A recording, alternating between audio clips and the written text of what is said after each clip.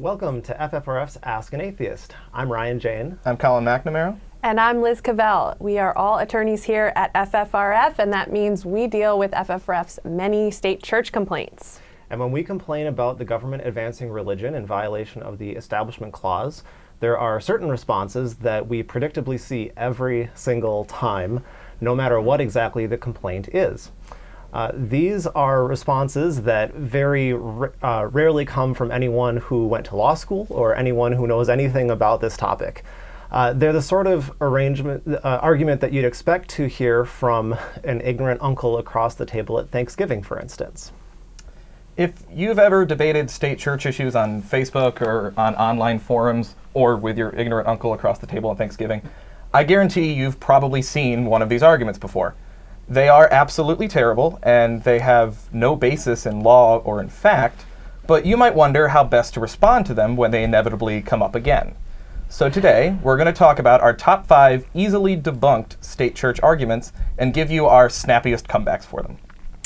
So just because they're uninformed or wrong or insensitive doesn't mean that they're easy to answer. So we're going to dig in, and we want to hear from you. And before we dive in, we want to know how our Facebook Live audience would respond to one of the most common points that we hear. So that is the majority of this school or city or country are Christian. If you don't like it, leave. So this very insensitive point is one that we hear all the time when we complain about any state church violation. Public school teachers or coaches praying with their students. People will say, hey, this is a Christian community. Why should 99% of the students or the public be punished because there's one atheist kid or one atheist parent who's offended by prayer? So we're going to talk about that and how we respond to that at the end of the show, but we want you to let us know in the meantime how you have responded to that argument in the past or how you would respond to it. So please comment below and we'll read our favorite answers from the audience later on in the show when we get to that question. That'll be our last point. So now, without further ado, let's jump into FFRF's top 5 easily debunked state church arguments, if you can call them arguments. So here's number 1. The separation of church and state is not written anywhere in the Constitution. Colin. That is correct. Moving on. But no, seriously, it is true. It's not much of an argument, but it is true that those words do not literally appear in the First Amendment. The phrase separation of church and state itself actually comes from President Thomas Jefferson's letter to the Baptist of Danbury, Connecticut in 1802, in which he said that he understood the Establishment Clause to mean that our country had constructed a wall of separation between church and state. The Supreme Court first specifically cited to Jefferson's letter in their unanimous opinion for the 1878 case Reynolds versus United States, where they said that the separation of church and state may be accepted as an almost authoritative declaration of the scope and effect of the First Amendment. The principle of state-church separation has then gone on to be affirmed by the Supreme Court dozens of times since 1878. And after all, this is exactly how a common law judicial system works, right? I mean, the words of the law, whether that be the Constitution or some statute, they're interpreted by the courts in order to affect their meaning. Separation of church and state may not be the actual literal words in the First Amendment, but the phrase is essentially shorthand for what it means in practice. As we like to say here at FFRF, of course, there can be no freedom of religion without freedom from religion. And I think it's fair to say that this is probably the most common argument we hear. Is that fair? We hear it a lot, and it kind of goes to a larger point or maybe a misunderstanding of how constitutional interpretation works, right? There's the Bill of Rights, which the First Amendment is one of, and the entire Bill of Rights is given life by the courts, and so there's a lot of words, or there's a lot of rights in the Bill of Rights that we all think of as our, inherent rights that you don't see word for word in the actual document. Right, and I mean, if you want to pick those words aren't in there as the hill that you're going to die on, I compiled a list. Here's just a few other constitutional rights that are not actually written anywhere in the Constitution. The right to a fair trial being one, the right to remain silent, the right to privacy, the right to vote, not written anywhere, the right to travel in between states, the right to marry, the right to have an abortion, though I'm going to guess if you're arguing against state-church separation, you're probably okay with that. The right to have and raise one's own children, the right to freely associate with anyone you want, and probably the biggest one, the freedom of conscience, the right to believe anything that you want. Right. All not explicitly word for word written out in the Bill of Rights, but of course, courts have given meaning to our fundamental rights as encompassing all of those things. Those concepts are shorthand for the rights that the Bill of Rights protects. So, and I like to point out as a side note, that last one you mentioned, the freedom to believe, is the only constitutional right that you have that is absolute. Most all other constitutional rights will have certain limits, circumstances, but the freedom of conscience, the freedom to believe, is the one completely unalienable, untouchable right. Absolutely. That's right. So that's the first and probably maybe the most common retort that we hear about just the concept of state-church separation. The second one that we want to dig into is this, and that is America is a Christian nation. After all, in God we trust is our national motto, and the Pledge of Allegiance says one nation under God. So if this is a Christian nation, why should our government have to be secular? Okay, so with this one, first of all, let's get our terms straight. Don't let people equivocate on this as they like to. A majority of Americans are Christian and always have been, but that doesn't mean that we are a Christian nation. That's not the same thing. No one would say that the United States is a female nation or a female country. Well, I might. Well, okay, Liz might, but but that's not what people mean when they say we're a Christian nation, right? They're referring to something about the history and the formation of the government. It's not about a particular resident's religious affiliation. So when we talk about history, anything about how many of the founders were Christian, anything they said in their private correspondence is totally beside the point unless they're talking about the formation of the government in that correspondence. So, okay, setting that aside, is America a Christian nation based on history? The answer to this is very clearly, definitively, no. Our nation's founding document, the Constitution, is historically exceptional for not mentioning a God, let alone a particular religion. The only mention of religion in the main body of the text is in Article 6, which says that no religious test can be imposed for a public office or trust. And of course, the Bill of Rights deliberately begins with the Establishment Clause as Americans' first liberty, a right to a secular government. The absence of any kind of religious affiliation in our founding document, coupled with a deliberate separation between state and church, was actually revolutionary at the time. And that really settles this Christian nation question by itself. And as if we needed any more confirmation, you've probably seen this before, but in 1796, the Treaty of Tripoli stated, quote, "The government of the United States of America is not in any sense founded on the Christian religion." This wasn't the main purpose of the treaty, of course, but it was signed by John Adams and was ratified by the Senate unanimously and without debate. If our second president or any of the U.S. senators in 1796 thought we were a Christian nation, one of them certainly would have mentioned that at that point. Now, as for In God We Trust and One Nation Under God, these are Johnny-come-latelys that were added to our paper money and Pledge of Allegiance and adopted as our national motto in the 1950s, almost 2 centuries after our founding. They're a product of the Red Scare, and they have simply no bearing on the question of whether or not America is a Christian nation. Incidentally, our original motto, E Pluribus Unum, is much better and aims for a nation that comes together despite of and because of our diversity, which is a far better American motto than In God We Trust, which we don't, frankly. The current motto was put on our coinage in the 1860s, but only because some random reverend suggested it to show that God was on the North side of the Civil War. It had nothing to do with the nation's founding purpose. And finally, the words under God in the Pledge of Allegiance ironically divide the phrase one nation indivisible, although it's a fitting metaphor for how divisive religion has become in the United States since the 1950s. All right, rant over. Take a breath, right? Right. So these religious God belief, types of phrases and mottos, notably have only reared their ugly heads in our, nation's history at times where they've been basically, or they have exploited times of great fear, great division, the Civil War, the communist threat and the Red Scare. These phrases and mottos have they're an ugly part of our history. They've been exploitative, and they've been used for manipulative purposes, and don't represent any sort of pure statement about our founding or our founders' intentions. And if you go all the way back, it's not there. Right. I mean, I'd say historically, of course, religion has been a helpful thing to rally around in times of strife.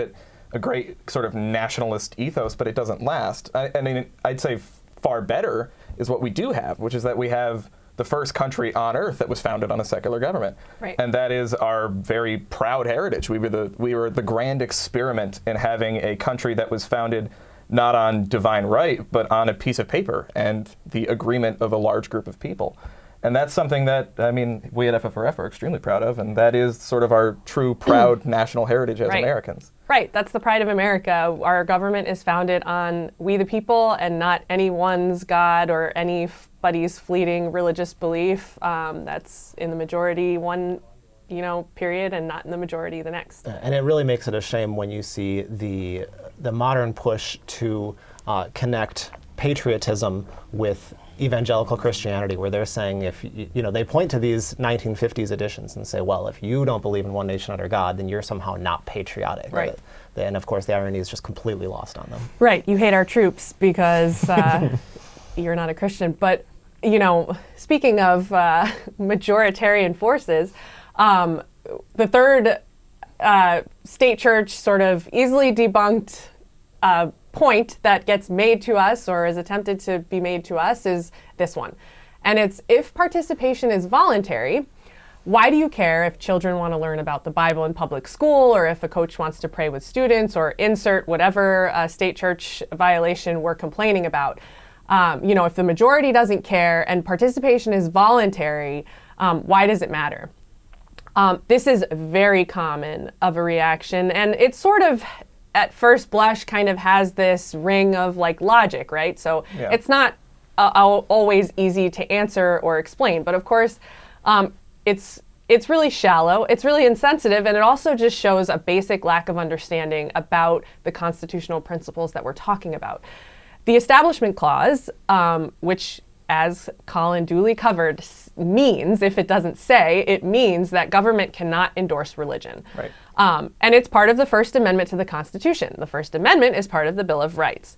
The whole purpose of the Bill of Rights was to secure minority rights against what we are not the first to call the tyranny of the majority. The whole point is that it doesn't matter what the majority wants. And so, in other words, there are certain rights and values that are so important, no matter what the majority wants, they cannot be infringed. One of those sacred values is a religiously neutral government. So the corollary of that is that voluntariness in the government activity, whatever it is completely irrelevant to the state church issue, because it's not what the majority wants. It's not the participation of the citizens. It's the action of the government that is being, kind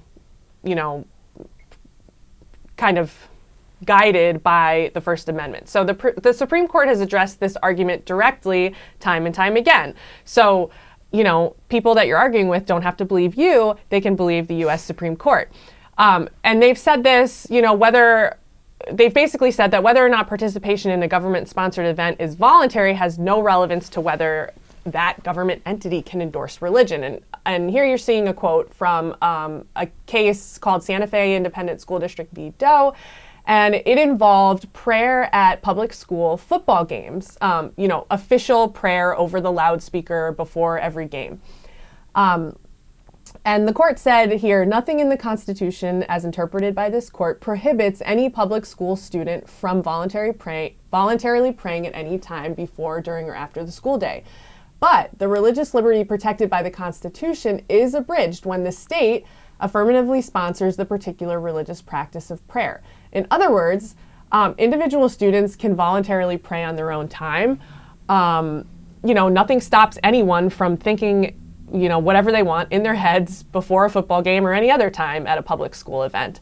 But the First Amendment, the Establishment Clause steps in to say the school itself, the government itself, cannot endorse or sponsor that religious message. And that's what happens when an official prayer opens a school-sponsored event, or a government official, like a coach, prays with their students or leads a prayer for their students. It doesn't matter if individual students have the ability to say, I don't want to participate. It matters what the government itself is doing. And if the government itself is endorsing a religious message or a religious practice like prayer, that means the Establishment Clause is violated. It doesn't matter whether participation was voluntary or not. And a sort of side issue to that, to sort of debate for fun, is that it sort of is just this simplistic and really blind idea of what voluntariness means. Right. What does it mean for something to be voluntary? And the courts have grappled with this, especially in the public school prayer cases, where they're not buying the argument that it's voluntary in any real sense of the word to say, going to your graduation ceremony is voluntary when you're a senior in high school. Yeah, sure, it's voluntary, and the Supreme Court has said, yeah, okay, I guess you can still get your diploma, and you're not actually being coerced by the government to walk in your high school graduation ceremony. But to say that, to ignore the social pressure, just the desire of students to want to participate in the culmination of their entire education, to say that to ignore those pressures, especially being exerted on young school-age children, is just not an accurate way to think about voluntariness. Right. In the first place. Even voluntary acts can still be extremely coercive on the people that don't want to participate. Exactly. So, if you don't want to be part of the prayer at the graduation, you're, of course, at your leisure to get up and leave and make yourself a social pariah if you want. Right. But that's not really voluntary, is it? That means the participation is still highly, highly coercive, and you have to make a spectacle out of yourself in order to not participate. And the Supreme Court has addressed this time and time again, that you can't force someone to do that. It's simply not fair. It abridges their right to have a secular government in order to force them to make a spectacle of themselves before their entire community in order to reserve that right. Yeah, and if you think about it, this has to be the right rule, because if this were not the rule, if the Supreme Court bought into this idea that, hey, it's voluntary, so any Establishment Clause violation can be immediately cured just by making sure that you're not actually forcing people to participate in religious exercises, then there is no Establishment Clause anymore. All it would mean is stuff that's going to be illegal anyway is still illegal. It was just, anything that they could possibly do, say, there could be a kindergarten class where it's like, we're going to be copying Bible verses all day, and a student doesn't want to do it, well, we'll out them as the one non-Christian in the class and make them copy the dictionary instead. That's just, right. That would be outrageous. There will be no Establishment Clause anymore. Right.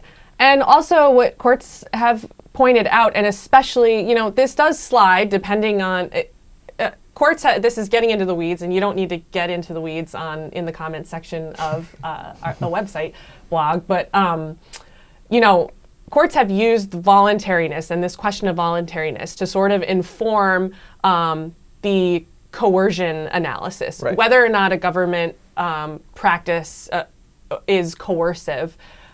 Is important to a state church violation analysis. And, judging voluntariness sort of informs that, and the courts used it to really point out how coercive, especially in the context of a public school sponsored event, how coercive a religious practice is really on students.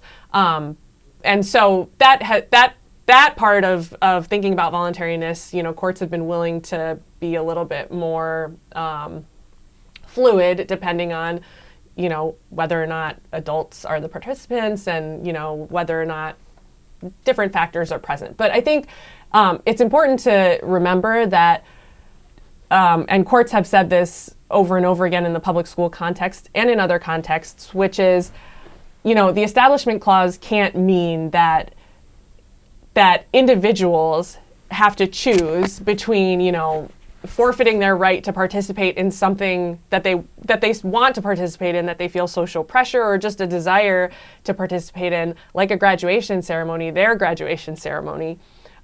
Choose between that and, having to conform with a government-sponsored religious practice like prayer. That's not what the Establishment Clause means. It means more than that. And people should be able to understand that by trying to picture themselves, as hard as this is for everyone on the internet ever, try to picture themselves in the shoes of a person in a minority group.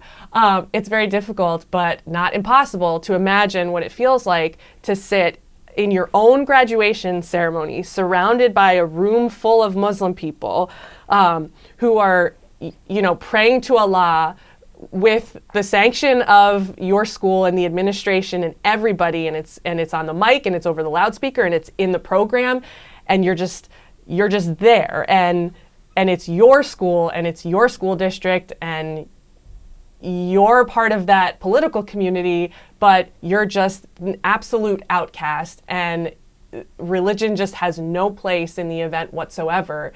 And it should be easy to understand why the Establishment Clause restricts the government from being able to endorse any kind of religious message at a government-sponsored event. As with so many things, just a little bit of empathy would go a long way, but Right. The internet's not always great at that. Speaking of, the fourth sort of point that we hear all the time, I hate to call these arguments because that's a very liberal interpretation of the word argument. Small L. But here we go. Why doesn't FFRF ever go after Islam? You just hate Christians. So not really a state church argument, but still one that we hear all the time when we do make state church complaints. Yeah, we hear this all the time. I know Todd Starnes specifically went on a rant about FFRF, insisting that we would never dare to go after Islam, and all we do is pick on Christians. So there are a couple ways to address this that I think just take care of it very quickly. First, so the short answer and the kind of the real answer to it is that FFRF acts on complaints that come into us, and of course we object to the government using their position to promote any religion. When we receive legitimate, bona fide complaints about the government promoting Islam, we treat that the same way as with any other complaint. We just don't receive as many complaints about Islam as we do about Christianity. Now, the longer answer is the reason that we don't receive as many complaints. Now, it's actually pretty obvious if you give it a little bit of thought. First of all, more than 70% of Americans are Christian, while less than 1% are Muslim. So based on that alone, you should expect for us to see more than 70 times as many complaints about Christianity than about Islam. And indeed, of the more than 5,000 complaints we receive each year, the vast majority involving government actors do involve government actors promoting Christianity, not any other religion. But even more importantly, all over the country, Americans don't blink an eye at public school teachers, for instance, who say we should promote biblical values, we should celebrate the birth of Jesus, or if they lead students in Christian prayers. It's just so normal. It happens all the time, and everyone acts surprised when FFRF calls them out on it. But if a public school teacher uses their position to promote Sharia law, to celebrate the glory of Muhammad, or to lead students in Islamic prayers, like Liz was just saying, I think we all know what would happen. Everybody in the community would lose their minds. And in fact, when we hear about these sort of legitimate state church complaints involving Islam, more often than not, the problem is already resolved by the time FFRF can even get a letter written, because the public backlash is so severe and so immediate. So the problem of American government actors promoting Islam, really, it just isn't there. And Finally, I should mention that we do get a lot of complaints about public schools teaching about Islam, which is legal unless there's some reason to think they're actually promoting religion while they do it. It's the same rule as with Christianity, and we handle it exactly the same way. I mean, after all, we're atheists. We don't have any animosity for any one mythical figure over another. That's right. And just to say, again, as we always do when we get this question, if you know of a government actor promoting Islam or any other minority mythical belief system in your community, report it to us at FFRF.org. We will review it and treat it the exact same way as we do every other state church complaint that is reported to us. Like Ryan said, we are equal opportunity state church watchdogs. We have sent plenty of complaints. Yes, it is a slim minority of the complaints that go out just based on demographics and what people are reporting to us. But when we receive bona fide complaints about Islam or any other religion being promoted, we have acted and sent letters of complaint or, sent coalition letters with other groups. I mean, when we hear about a bona fide complaint of any religion being promoted by government, we act. So that's that. And now we are coming to our final question or / argument, and this is the one that we threw out at the beginning for participation if anyone wanted to respond. So this is, again, the majority of this school or city or country are Christian, and if you don't like it, leave.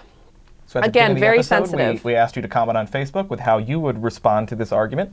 So let's take a look at some of those responses now and see so if any of you hit the nail on the head. We've got a few good ones here, and this is so. First, let me read this one. Elizabeth Duncan says, "The entire Constitution applies to the whole country. No city, town, village, or public school gets to decide which parts of the Constitution to uphold and which parts to ignore." Thank you. That's very good. That pretty much sums it up. Right? And there's actually a related argument there that I was going to bring up earlier, but I forgot to mention, in that the separation of church and state is not in the Constitution argument. Anyone who's just reading the First Amendment for the first time in their life might zero in on the language "Congress shall make no law" and try to take that and run with it. But I hate to break it to you folks, we have this thing called the 14th Amendment, and that means that the First Amendment is incorporated against the states. It applies to the states with equal force that it applies to the federal government. Cities, municipalities are state institutions. They're corporations created under state law usually. So the Constitution applies. Sorry, that argument doesn't hold any water. And also relating to Elizabeth's point, Colin and I were just talking earlier about how it's funny that you only hear communities say that they can pick and choose when the First Amendment applies to them. They never say, well, we took a vote and the Fifth Amendment doesn't apply in this community. Right. In this town, we think it's okay to quarter troops in people's houses. So the Third Amendment, don't care about it. If you Who don't are like you it, to come leave. in here and tell us we can't keep troops in our houses? Exactly. And so here's another comment that I really like. Cassidy Martin points out the obvious, saying, "The idea that Christians always tell atheists to leave and move to a theocracy like Saudi Arabia is so insane. Don't they realize that the theocracy they are afraid of is what the Constitution prevents? They don't want to live in an Islamic theocracy, and we don't want to live in a Christian one. The majority does not rule."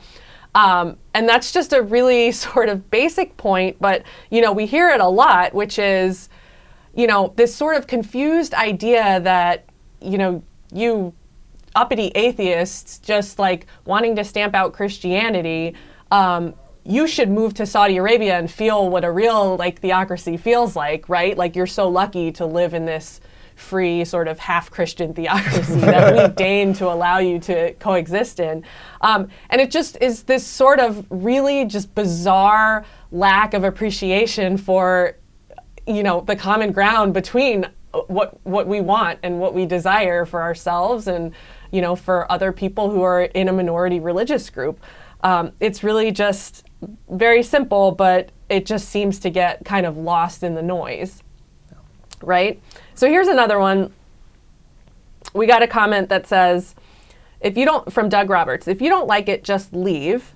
To which I'd reply, if you saw a group of people abusing children, would you simply walk away because you don't like it, or would you try to help the children? So this is kind of an possibly not a perfect analogy, but But the idea that, right, like something you don't like that's actually not lawful, that you don't, that you shouldn't have to tolerate, that you should just basically shut your mouth and acquiesce, is just not only insensitive, but it's really not. No one would say that that's a real American value, to just sort of, put your head down and shut up about things that you don't like that are actually not only unlawful, but ostracizing and alienating and marginalizing groups of people who don't have the political power that you do. Yeah, well, and the other thing that analogy, imperfect as it may be, does hit on is the idea that just because you're the one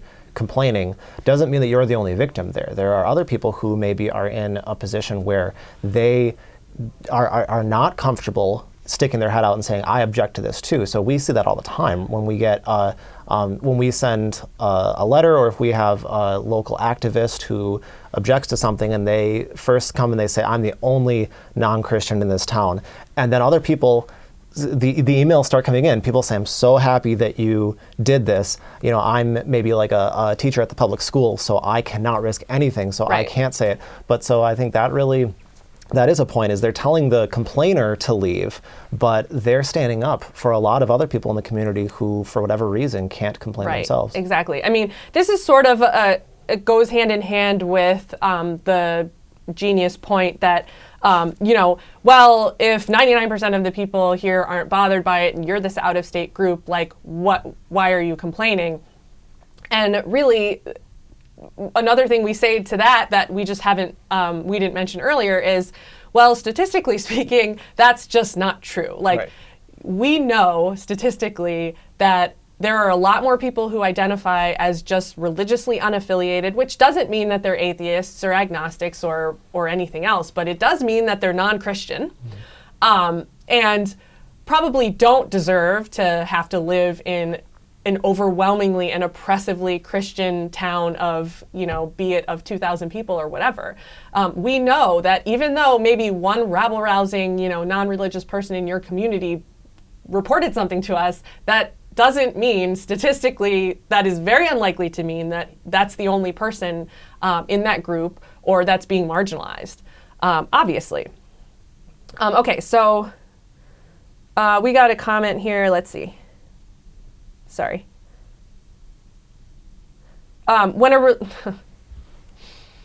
If dreams were... Okay, Sean says, when a religious bill is passed violating our First or 14th Amendment and the Supreme Court reverses it, or it's overturned by the courts, and says that bill is unconstitutional, is there any accountability or punishment for those who pass that unconstitutional bill?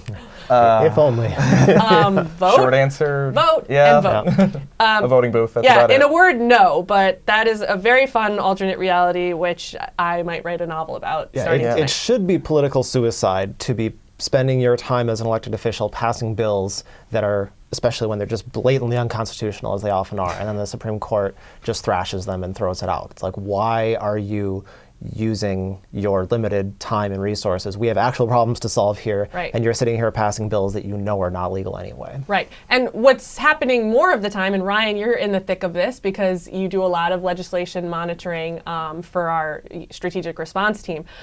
What's happening more often than that is, so much more often, is state legislatures in particular are taking the time to write and to introduce and to debate in committee and to pass through committee these bills that are absolutely blatantly unconstitutional. Ryan, an example from anywhere right now, for example. Obvious pandering. So yeah, there's one of my favorites so one that we see all over the place is declaring the Bible as the state book. That just died in Mississippi. We see that pop up all the time. And then the other one that we talked about last week on the show that was just, it was more funny than anything else maybe, but also a little bit scary, was declaring that all wildlife in the state belonged to Almighty God. Right.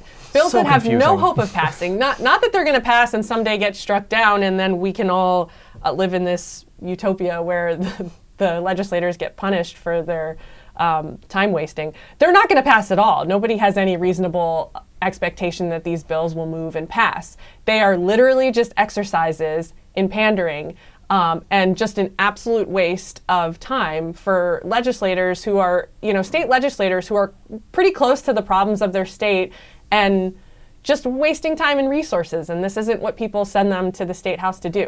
I really do hope you write that novel, by the way, because I would like to read a book about a world where actions have consequences for politicians. Yeah, for politicians. In the fantasy section. Oh, yeah. Look for Science that in the fiction, fantasy section. Oh, Okay, that's the dream. so here we go. Joe Richardson, I might know you, says, I grew up in Louisiana where teacher-led prayer and Gideon Bible distributions were a daily practice in my public schools. It was awful. Thanks for fighting for American values, FFRF. I didn't know that was just a pat on our own backs, I'll take it. Yep. I still like it. Again, this is so common, especially in just, a couple of generations past, and especially in the South, but all across the country where, as Ryan said earlier, people are used to not blinking an eye at this type of Christian promotion, particularly with Bible instruction or Bible distribution or prayers in public schools. This is something that has persisted, and it's amazing how often we still hear about religion in the public schools, even to this day. So, and it always rolls into that voluntariness argument too, where they're saying, we're not forcing kids to read the Bible, we're just offering it to them. So how could this possibly be wrong? Yeah, we're just making it part of the orthodoxy here, and also mandating by law that they attend school here. Right. Yeah, and there probably are plenty of people within that community who have a problem with it, but you shouldn't be surprised that they don't want to speak up. I mean, I witnessed recently, that was a couple months ago, in a case I was working on where a town held a town meeting about the violation we reported. And they said, if anyone has a problem with what we're doing, please stand up. As if that settles the problem. Right. And everybody get your stones ready. Yeah, exactly. Right. It was insane. And of course, no one was willing to stand up and be that person. It shouldn't surprise anyone that sometimes these violations can persist for a long time because it's scary to be that person that's going to call them on it. Right. Exactly. Okay. So we got a comment here from Eric Debord saying, atheism is a religion. That's a common argument I see on FFRF's Facebook. How would you respond to that? This can kind of crop up in different contexts, right? Like atheism is a religion, so, then there's this logical leap that so a secular government is really also a violation of the Establishment Clause, right? So just government neutrality, there's a difference between neutrality and atheism, sort of promoting the idea, we're not writing to government institutions saying you need to really promote the idea that there is no God and there is no evidence for the existence of a God. We are advocating for religiously neutral government. Right. Government, we're out there just being obnoxious in our atheism, maybe or maybe not, or talking to people about, what our beliefs are, and other, religious people are talking about what their beliefs are and maybe promoting their own religious beliefs. That's a job for individual citizens with a conscience and a mind of their own. That is not a job for the machinery of a government. So government should be religiously neutral, not atheistic. Right, and actually this sort of plays into what I would say in response to that exact argument about, well, the majority of people here are Christians, so what's the problem? The Constitution is designed to protect against the exact same thing. It says that the government doesn't get to have an opinion in these matters. That's exactly the reason why we have the First Amendment. So if you want to know how I would answer that, the Constitution, we've tread this ground already a few times, but the Constitution is designed to protect the minority from the majority. The entire reason why we have a Bill of Rights is to remove certain topics from the political sphere altogether. You can't make laws that do these certain things. That's entirely the point. Right. So, and that includes that the government could not pass a law that affirmatively stated that atheism was the official non-faith of the American people. It's exactly the same. Right, and that wouldn't, of course, ever happen unless there was a massive demographic shift where suddenly atheists are in the majority. And who knows, then the Establishment Clause might come in to protect from school graduations where you have the principal going up there and saying, we all know that God doesn't exist. Right. And FFRF would be there saying, hey, you're the government, you can just hold off on that. This isn't your what you should be using your government position to be advocating for. We could all join hands and chant that God is dead. Right. Right, because that's That's really likely. But it doesn't make atheism a religion, of course. Right, That's exactly. a totally So separate question. Back to the question. Two things, and this is so obnoxious when people say this because it's sort of a distraction. It kind of like makes you feel flustered, and you're like, there's an ism, and it's an identity marker, and I see it's my belief system, sort of, and so I kind of don't know how to answer that. But really, two things. And the first thing I kind of jumped to was like, when people say atheism is a religion, it's often coming up in the context where what they're really talking about is secularism. Correct. And a secular government. And so, it's usually coming after or before the point of, so if the government is secular, that means they're promoting your atheistic religion. And that is a bunk point. That was my kind of first instinct. But also, atheism is not a religion. And that's just a whole nother issue. When it's just coming up and people are like, well, you're just as obnoxious and evangelistic as me. Atheism is a religion. I mean, I take separate issue with that, right? Because atheism, might describe how somebody feels about whether or not there's a supernatural, power at work in the world. But that doesn't make it a religious belief system. It's Right. not, in any sense, a religion. Any of the hallmarks of a religion are absent from atheism, whatever you think of atheism as. Atheism really only describes your answer to one question, which is there or is there not a God? That is the only question you're answering by labeling yourself an atheist. It doesn't mean anything else beyond that. It doesn't tell you anything about what your ethical system is or your moral systems or really anything. I don't hear anyone identifying as just a theist. I'm a proud theist. And I mean, you wouldn't call that a religion. That's the answer to your belief, to that, yes, I believe there is a God. You've answered that one question. Beyond that, it tells you absolutely nothing about what that person actually thinks or what they believe. It's kind of like if someone says, I'm spiritual but not religious and I believe in God. Can you say that person is, that anyone who answers that way, which is a large number of people, that they're all members of the same religion? Right. No, they all, actually, most of them reject religion. Right. Right. And really, the whole canard of atheism as a religion is usually being used as, a setup point for some other kind of faulty argument like the secularism piece. But sometimes it's just sort of hurled at you as like some sort of insult, like, aha, you're religious and you don't even know it.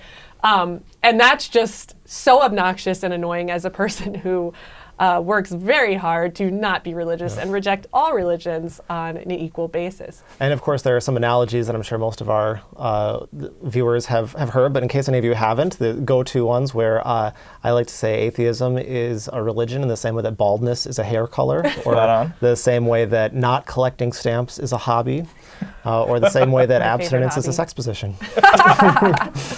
Well done indeed. Right, exactly. So, yeah, that's what you should say. All those things. Yeah. When you're faced with that argument. So I really think that was our last comment. Oh, wait, no. Just in the time that I looked away. Somebody asking what's on your website that I can use as a source to counter bad arguments in the future. We do have a legal FAQ on our website that talks about a lot of the common complaints that we face. Some of them are related to legal complaints. Some of them are, not so much. They're, broader issues. So you can look under our, I think it's under our legal tab for our StateChurch FAQs and just kind of get your ammo. I'd also recommend if you check out our, we have a Patheos blog that's called Free Thought Now, and so you can check that out. And that addresses, a lot of times it's less legal things. So for instance, Andrew Seidel, another staff attorney here, has a wonderful blog about the Fox News question of why does an FFRF ever go after Islam? He just dismantles that utterly. So that's a good one to check out too. You can, if you want to hear us debunking these arguments over and over again in different ways and different ones of us doing it, we've done blogs on these topics. You can find us on Patheos and on Free Thought Now, our Patheos blog. Or don't mistake our tone, though, right? We never get sick of doing this. I mean, right. There's always new things. And on that point, there's a comment here from Kim Van Sant. I just kind of want to throw out there. We've kind of touched on this, but she asks, is it valid to tell groups that the religious majority is dwindling down? In other words, future generations will be less religious. And how is that useful?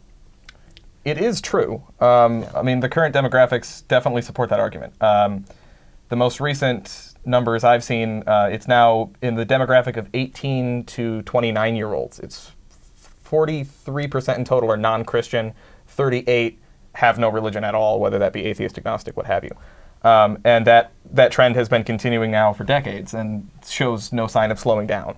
So is that a valid point to raise? Yes, absolutely. Yeah, I think the only caution with it is to, just be mindful of the conversation that you're in and what you're trying to achieve, because if you're talking to a religious person and you're telling them, hey, your religion's on the decline, that's going to be taken as an aggressive statement. And also, if they believe you, or if they look it up themselves, they'll see that as threatening. And so to them, if anything, this is going to be like, oh my God, we're losing the youth. We need to, galvanize our base and get moving, get more Gideons out there, get more Bibles in the public schools. Right. So you have to make sure it's not counterproductive. Right. But it does illustrate so many of the points that we've tried to make today, which is it illustrates a few things that people might not know. People aren't following demographics. People other than us are not following, religious demographics every year. What's the latest numbers and all these age groups? But it shows people in a pie chart or in a way that they can really say, wow, America is more pluralistic than I realize religiously. And more people are affected by this or marginalized by this than I have been willing to believe. And even in my community, even if it can't be 30% in my community, but it's 5%, it's a lot more people than this one guy that I am running out of town on a rail. It's an illustration of how many people are marginalized when the entire population is just becoming more and more pluralistic, where there's not a strong religious majority that there was, 70 years ago or whatever. Yeah, and like the commenter said, it's especially true with young people. So if you're in a discussion about public schools, you're on even stronger footing to say, you might think that 99% of your middle school or high school students are Christian. It doesn't matter if you're in Mississippi or Louisiana. That is just not the case. There's no way. It's also a good reminder that separation, if you're not down with separation of church and state, it's all good fun for you when you're in the majority. It doesn't affect you, but you may not always be in the majority. I mean, the demographics are moving away, and when the time comes, should it come that you no longer are part of that majority, how are you going to feel when you don't have those protections anymore? When you don't have the law standing there saying that we will protect you from coercive government practices that impact on your personal faith? You're going to want the Establishment Clause then, so treasure it now. Mm-hmm. Right, and as the founder said, the Establishment Clause doesn't just protect governments. It protects religious groups. Both are existing in greater purity when they're kept separate, and that's only more and more true as religious, pluralism just spreads because religious groups should be able to do their thing and keep to themselves and be minimally, intruded upon by the government, and likewise, they should not get the government to, put their stamp of approval on one particular religion or another particular religion, or one, denomination of a religion over another denomination of a religion, which was the past, Establishment Clause battlegrounds in this country. That's actually, I forgot to mention that earlier, but I mean, that was the subject of Thomas Jefferson's letter to the Baptists of Danbury, Connecticut. The people that they were worried about oppressing them were the Congregationalists of Danbury, Connecticut. Right. Typically, historically, the religious have the most to lose from not having a secular government, because when the levers of government are being pulled by religion, they're oftentimes being pulled against other religions. I mean, it's generally speaking, it's just not the atheists that you have to fear taking over the government. Yeah, it's kind of strange that this has become the atheists' banner to carry. Historically, it's been religious groups that are usually advocating for state-church separation. Right. All right, let me just check and make sure there's not any juicy comments here. Or things that I'm not too afraid to open up as a can of worms. I was hoping somebody was going to throw one of these bad arguments right at us. I think the atheism is a religion was a good one that we forgot. Yeah. Fair enough. Geez. Yeah, I don't want to get into that, but if you wrote a comment or a question and we didn't address it here, it's because it's a whole nother Ask an Atheist episode, but there's probably information on our website, our FAQs, or on our blog, so please check us out. And bring it up next week. Yep. Exactly. For some other poor bastard to answer. So, guys, this has been another installment of FFRF's Ask an Atheist. Thank you so much for joining us. Tune in next week, Wednesday, same time, 12 Central, for another episode of Ask an Atheist. Thank you.